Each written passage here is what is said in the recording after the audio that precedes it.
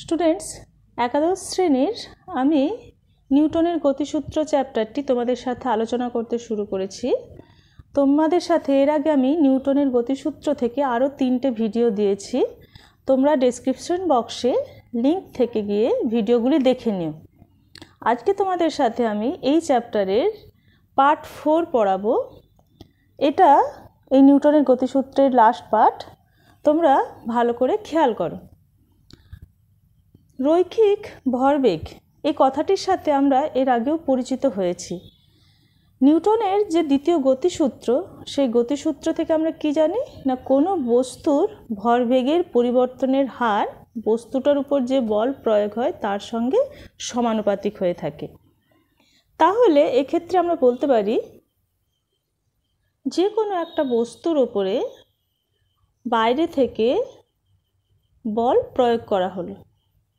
এই বল প্রয়োগের ফলে বস্তুটির কি হবে, ভরবেগের পরিবর্তন হবে। অর্থাৎ বস্তুটির যা ভর ছিল প্রাথমিক অবস্থায় সেটা তার একই থাকবে, কেননা ভরের কোনো পরিবর্তন হয় না। কিন্তু বল প্রয়োগের ফলে কি হবে, বস্তুটির বেগের পরিবর্তন হবে। সেটাই আমরা সংজ্ঞা আকারে কিভাবে বলবো। যখন কোনো বস্তু সমষ্টির ওপর কোনো বাহ্যিক বল প্রযুক্ত না হয় তখন বস্তুগুলির মধ্যে আন্তঃক্রিয়া ঘটলেও ওই বস্তু সমষ্টির মোট রৈখিক ভরবেগ সংরক্ষিত অর্থাৎ অপরিবর্তিত থাকে। আমরা এই ভরবেগ সংরক্ষণটা কিভাবে থাকছে চলো আমরা একমাত্রিক ক্ষেত্রে অর্থাৎ ওয়ান ডাইমেনশনের ক্ষেত্রে বুঝে নিই। ধরো দুটি বস্তু আছে, একটি ছোট একটি বড়। এর ভর m1 এবং এর ভর m2। এর প্রথম অবস্থায় বেগ ছিল u1, এর প্রথম অবস্থায় অর্থাৎ m2 এর বেগ ছিল u2। এটা কিন্তু কখন না, সংঘর্ষের পূর্বে। সংঘর্ষ তখনও হয়নি। সেই অবস্থায় এই দুটি বস্তুর ভর এবং বেগ দেখলাম। যখন এই দুটো বস্তুর বেগ আলাদা, সেই অবস্থায় এবার কি হলো, সংঘর্ষের সময় বস্তু দুটোকে অবশ্যই কাছাকাছি আসতে হবে, নাহলে সংঘর্ষ তো হবে না।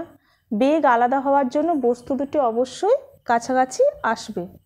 এক্ষেত্রে m1 আর m2 পরস্পরের সংঘর্ষে এলো। এটা কোন সময় না, সংঘর্ষের সময়। সংঘর্ষ হওয়ার পরে তাহলে এদের যেহেতু ভর একই থাকবে কিন্তু বেগটা পরিবর্তিত হবে। মানে ভর যা ছিল ছোট বস্তুটির তাই থাকলো, বড় বস্তুর যা ভর তাই থাকলো, কিন্তু বেগ পরিবর্তিত হয়ে u1 থেকে এর হলো v1 আর u2 থেকে এর হলো v2। এটা কিন্তু সংঘর্ষের পরে। আমরা তাহলে 3টে ক্ষেত্র আলোচনা করে নিলাম, যে সংঘর্ষের পূর্বে, সংঘর্ষের সময় এবং সংঘর্ষের পরে এদের বেগের কিরূপ পরিবর্তন হলো। ভর কিন্তু একই থাকছে, কেননা ভর, বারবার বলছি, ভর পরিবর্তনশীল নয়, ভর স্থির। এবার এক্ষেত্রে তাহলে সংঘর্ষের পূর্বে রৈখিক ভরবেগ তাহলে কত হচ্ছে এই দুটো বস্তুর ক্ষেত্রে। প্রথম বস্তুর জন্য ভরবেগ, রৈখিক ভরবেগ কত, m1 u1, আর দ্বিতীয় বস্তুর m2 u2 মানে প্লাস m2 u2। এটা সংঘর্ষের পূর্বে মোট রৈখিক ভরবেগ।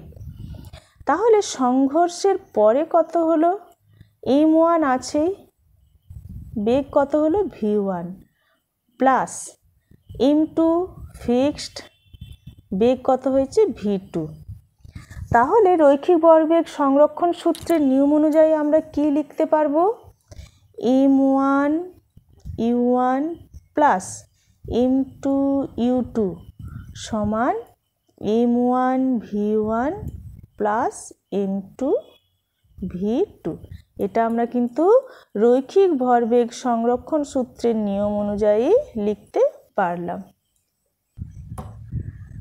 এরপরে আসছি তাহলে নিউটনের তৃতীয় গতিসূত্র থেকে আমরা ভরবেগের সংরক্ষণ সূত্রটা কিভাবে প্রমাণ করব। আচ্ছা দেখো, আমি দুটো বস্তু নিয়েছিলাম, ছোট আর বড় এই দুটো বস্তু। আমি যদি বাইরে থেকে কোনো বল না প্রয়োগ করি তখন কি হবে, তাহলে তারা সংঘর্ষের সময় কি করবে, একটা ক্ষণস্থায়ী কিন্তু পরস্পরের উপরে কি প্রয়োগ করবে, ঘাত বল। বলের ঘাত কিন্তু নয়, কি প্রয়োগ করবে, ঘাত বল প্রয়োগ করবে। তাহলে বাইরে থেকে বল প্রয়োগ না করার ফলে দুটি বস্তু পরস্পরের সঙ্গে ঘাত বল প্রয়োগ করলো।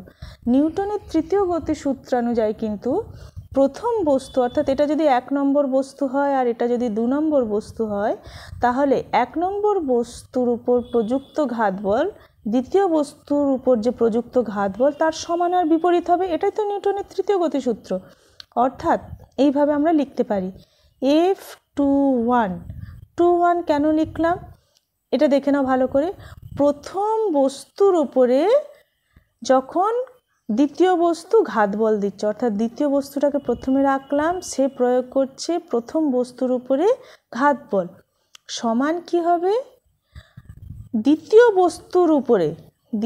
বস্তুর উপরে কে বল প্রয়োগ করছে, প্রথম বস্তু, তাহলে প্রথম বস্তু হলো 1 প্রয়োগ করছে দ্বিতীয় বস্তুর উপরে, কিন্তু মাইনাস একটা চিহ্ন দিতে হবে। কেন না, ক্রিয়া এবং প্রতিক্রিয়া কিন্তু পরস্পরের সমান হলেও বিপরীতমুখী, তাই মাইনাস চিহ্নটা দিলাম। এখানে দেখো ভালো করে, F21 এটা যেহেতু ঘাত বল প্রথম বস্তুর উপরে প্রযুক্ত হচ্ছে, তাই সংঘর্ষের সময়কাল যদি t হয়, তাহলে আমরা লিখতে পারি বলের ঘাত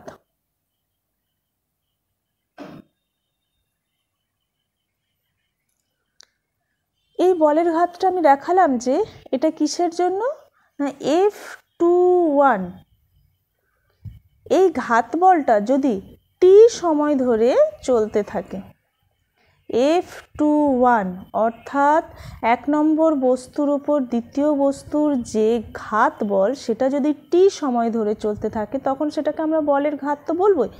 সেই বলের ঘাতটা কি হবে, প্রথম বস্তুর ভরবেগের পরিবর্তন, অর্থাৎ F21 ইন্টু t বলের ঘাত, এটা সমান কি হবে, প্রথম বস্তুর যে ভরবেগের পরিবর্তন, প্রথম বস্তুর সবার শেষে ভরবেগের পরিবর্তন কত হলো, m1 v1 minus m1 u1,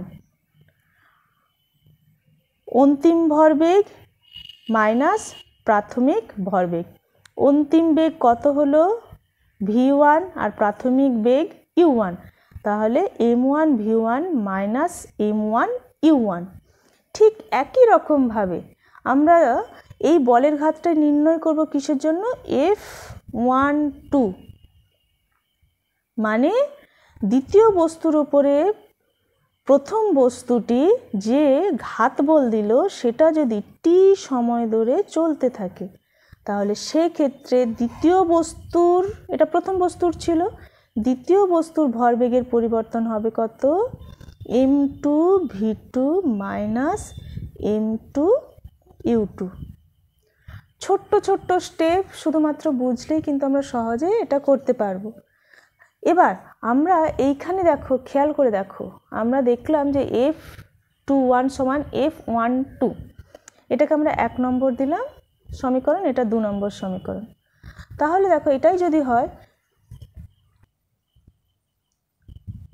F21 সমান A12, আগে মাইনাসটা দিতে হবে, এটা যদি হয়ে থাকে তাহলে আমরা কি পাচ্ছি, দুটো ক্ষেত্রেই টিকে আমরা বাদ দিয়েছি, এখানে খেয়াল করে দেখবে, যেহেতু দুটোতেই টি কমন আছে, তাহলে আমরা কি পাচ্ছি, F21 এর ক্ষেত্রে দেখো m1 v1 minus m1 u1 সমান minus of m2 v2 minus m2 u2। এটা লিখতে পারলাম, এটা শুধু সরলীকরণ করব। m1 v1 minus m1 u1 সমান মাইনাস m2 v2 প্লাস, যেহেতু মাইনাসে মাইনাসে প্লাস, m2 u2 u1 আর v, u আর v, তাহলে ইউকে একদিকে নিয়ে আসবো, ভিকে একদিকে নিয়ে আসবো। দেখো m1 v1 আর m2 v2 যখন এইদিকে আসবে হয়ে যাবে প্লাস m2 v2 সমান m2 u2, এই যখন যাবে প্লাস m1 u1। অর্থাৎ দেখো সংঘর্ষের আগে যে রৈখিক ভরবেগ ছিল মোট, সংঘর্ষের পরেও রৈখিক ভরবেগ কিন্তু দুটোই সমান থাকলো, অর্থাৎ মোট রৈখিক ভরবেগ সংরক্ষিত থাকলো। তোমরা খাতাতে স্টেপ বাই স্টেপ লেখাগুলো করবে, দেখবে সহজ আছে। তোমরা যদি শুধুমাত্র পড়ার মাধ্যমে পড়তে চাও তাহলে কিন্তু হবে না। খাতাতে বারবার লেখাগুলো যদি প্র্যাকটিস করো আর বুঝে নাও তাহলে দেখবে প্রথম স্টেপেই তোমাদের ব্যাপারগুলো বুঝতে বেশি সুবিধে হবে। এরপরে আসছি বন্দুকের প্রতিক্ষেপ অর্থাৎ রিকয়েল অফ এ গান। আমরা বন্দুকের যখন গুলি ছোড়া হয় তখন দেখবে গুলি ছোড়ার আগে গুলি আর বন্দুক কিন্তু দুটোই স্থির অবস্থাতে থাকে, অর্থাৎ উভয়েরই ভরবেগ শূন্য থাকে। কিন্তু যখন সেটা সামনের দিকে আমরা গুলি ছুঁড়ি তখন গুলিটার কি হয়, একটা ভরবেগ পায়।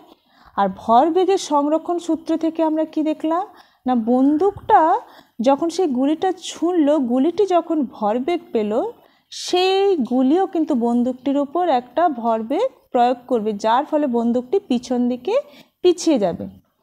এটা আমরা ম্যাথমেটিক্যালি কিভাবে বুঝবো, অর্থাৎ ফিজিক্সের ভাষায় ধরা যাক গুলির ভর m1 আর গুলির বেগ v1। একই রকমভাবে তাহলে ধরে নিই বন্দুকের ভর m2, তাহলে বন্দুকের বেগ ধরলাম v2। তাহলে গুলি ছোড়ার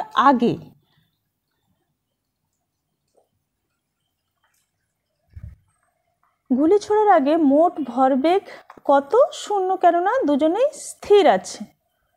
কিন্তু গুলি ছোড়ার পরে মোট ভরবেগ কত হচ্ছে, তাহলে m1 v1 অর্থাৎ গুলির ভরবেগ প্লাস বন্দুকের ভরবেগ m2 v2। এবার ভরবেগের সংরক্ষণ সূত্র থেকে আমরা কি পাবো না, m1 v1 plus m2 v2 সমান 0, অর্থাৎ গুলি ছোড়ার পরে যে ভরবেগ সেটা গুলি ছোড়ার আগের যে মোট ভরবেগ ছিল তার সঙ্গে সমান হলো। অর্থাৎ দেখো আমরা দুটোকে দুই দিকে নিয়ে যাচ্ছি, অর্থাৎ m2 v2 সমান মাইনাস m1 v1, যেহেতু m1 v1 এইদিকে এলো, তাহলে আমরা v2 সমান কত পাচ্ছি, v2 সমান minus m1 by m2 into v1।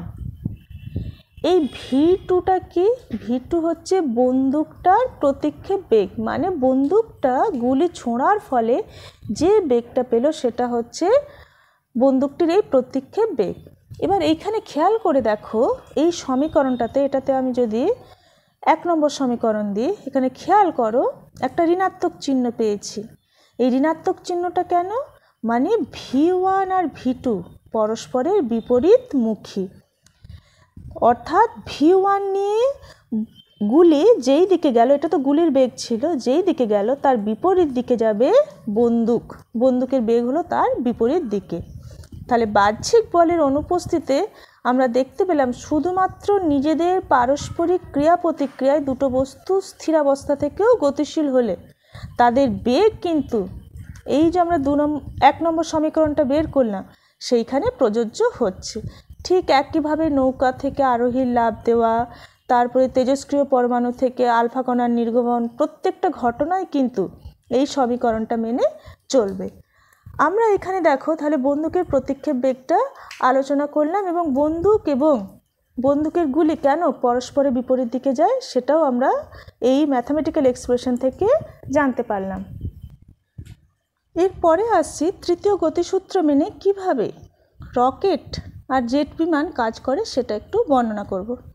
প্রথমেই আসি এই রকেট বা জেট বিমানের কার্যনীতিতে। এটা সবসময় রৈখিক ভরবেগ সংরক্ষণ সূত্র মেনে চলে। এই সব জানে একটা দহন প্রকোষ্ঠ থাকে। দহন প্রকোষ্ঠ মানে যেখানে জ্বালানিগুলো রাখা থাকে। সেই জ্বালানিগুলো পুড়লে তারা কি হয়, একটা ছোট্ট ছিদ্র দিয়ে বেরিয়ে আসে। আমি পরপর সেগুলো বোঝাচ্ছি। এখানে দেখো এই প্রকোষ্ঠটা কোনটা ধরলাম, এটা হলো এই সি প্রকোষ্ঠ, যাতে কিনা জ্বালানি ভরা থাকে। এখানে কি থাকে সাধারণত, তরল হাইড্রোজেন, কেরোসিন ইত্যাদি জ্বালানি হিসেবে থাকে। আর এই ও যে প্রকোষ্ঠটা নিয়েছি সেখানে থাকে জারক পদার্থ। জ্বালানি কিন্তু শুধু এই জারক পদার্থের উপস্থিতিতেই জ্বলতে পারে, অর্থাৎ শীতে যে পদার্থ থাকে তা শুধুমাত্র এই জারক পদার্থের উপস্থিতিতেই জ্বলতে পারে। আর জারক পদার্থগুলো কি কি হয়ে থাকে, ওজোন, হাইড্রোজেন পারঅক্সাইড, তরল অক্সিজেন, এইগুলো। এবার জ্বালানি আর জারক পদার্থ তরল বা কঠিন অবস্থায় বহন করা হয়। কারণ কি না, গ্যাসের তুলনায় আর তরল আর কঠিন পদার্থের আয়তন অনেক কম, এটা তো আমরা জানি। তাহলে জ্বালানি আর জারক পদার্থ পাম্পের সাহায্যে দহন প্রকোষ্ঠে নিয়ে গিয়ে জ্বালানো হয়। দহনের ফলে যে গ্যাসটা সৃষ্ট হয় তা প্রচণ্ড বেগ দিয়ে কোন দিকে বের হয় না, এই প্রকোষ্ঠ হয়ে এই দিকে বের হচ্ছে। বেগটার আমি দিলাম ইউ, এই দিকে বেরোচ্ছে। আর রকেট যখন বেরোচ্ছে, যখন এই গ্যাসটা, তখন ওই ছিদ্র দিয়ে বেরোনোর ফলে কি হবে, এই রকেটের উপরে প্রতিক্রিয়া স্বরূপ একটা এর মধ্যে বেগের সৃষ্টি করবে, যা কিনা রকেটটিকে সামনের দিকে প্রচণ্ড বেগে এগিয়ে নিয়ে যেতে সাহায্য করবে। আমি এই রকেটটির বেগ ধরলাম এ হলো। তাহলে ইউ বেগে জ্বালানি বেরোচ্ছে, এ বেগে রকেট সামনের দিকে এগিয়ে যাচ্ছে। এক্ষেত্রে আমরা ধরে নিলাম যে টি সময়ে একটা রকেটের ভর কত ছিল, এম। এই রকেটটার ভর এম। এবার একটা স্থির নির্দেশতন্ত্রে রকেটটার আমি বেগ ধরে নিলাম কত, ভি। আর রকেটের সাপেক্ষে রকেটের মধ্যে যে জ্বালানি আছে তার বেগ কিন্তু প্রথমে 0, এটা কিন্তু 0, ও নয়। এবার জ্বালানি যখন জ্বলতে শুরু করলো তখন গ্যাস কী হবে, রকেটের সাপেক্ষে ইউ এই স্থির বেগে পিছন দিকে নির্গত হচ্ছে। আর যদি ডিটি মানে কি, ছোট্ট একটা সময়, তোমরা নিশ্চয় ডিফারেন্সিয়েশন এত দিনে শিখে নিয়েছো, তোমাদের ম্যাথামেটিক্সে ডিফারেন্সিয়েশন যদি শিখিয়ে থাকে তোমরা এটা সহজে বুঝতে পারবে। ডিটির সময় ধরা গেল যে ডিএম পরিমাণ গ্যাস পিছন দিকে নির্গত হচ্ছে। এই সময় যদি সামনের দিকে ক্রিয়াশীল বল, অর্থাৎ এই দিকে যদি ক্রিয়াশীল বল এফ হয়, তাহলে এফ সমান আমরা লিখতে পারবো কি, minus u dm by dt. এবার রকেটটা কি হলো, এ ত্বরণ উৎপন্ন করলো। এইখানে এই যে এ লিখেছিলাম, এ হচ্ছে ত্বরণ। তাই যদি হয় তাহলে এ ত্বরণ যদি লাভ করে থাকে তাহলে আবার আমরা এফ সমান লিখতে পারি এফ সমান এম ইন্টু এ। তাহলে এম এ আর মাইনাস ইউ ডিএম ডিটি এটা সমান হবে, অর্থাৎ এম এ সমান minus u dm by dt. তাহলে এখানে আমরা কি পাচ্ছি দেখো, এ সমান আমরা পাচ্ছি minus u by m dm by dt. এটাই হলো রকেটের উৎপন্ন ত্বরণ। এই ত্বরণ নিয়ে সে সামনের দিকে এগিয়ে যাবে। এইভাবেই রকেট আর জেট বিমান ক্রিয়া করে। তোমাদের সাথে নিউটনের গতিসূত্র চ্যাপ্টারটি আমি আলোচনা এখানেই কমপ্লিট করলাম। তবে এই চ্যাপ্টার থেকে প্রচুর অঙ্ক আসে, অঙ্কগুলো আমরা অবশ্যই আলোচনা করব। আমি প্রথমেই বলে দিচ্ছি বারবার, আমি আগে কিছুটা থিওরি এগিয়ে নিয়ে যাচ্ছি, তোমাদের সাথে অঙ্কগুলো আমি অবশ্যই পরবর্তী সময়ে আলোচনা করব। তোমরা আগে থিওরিগুলো নিজেরা ভালোভাবে রেডি করো, যাতে অঙ্কগুলো করার সময় তোমাদের এই থিওরিটিক্যাল পোর্শন থেকে আসা পয়েন্টগুলো করতে অসুবিধে না হয়। আর যে কোনো প্রশ্ন থাকলে তোমরা আমাকে কমেন্ট বক্সে অবশ্যই জানাবে এবং বন্ধুদের সাথে ভিডিওগুলো অবশ্যই তোমরা শেয়ার করবে।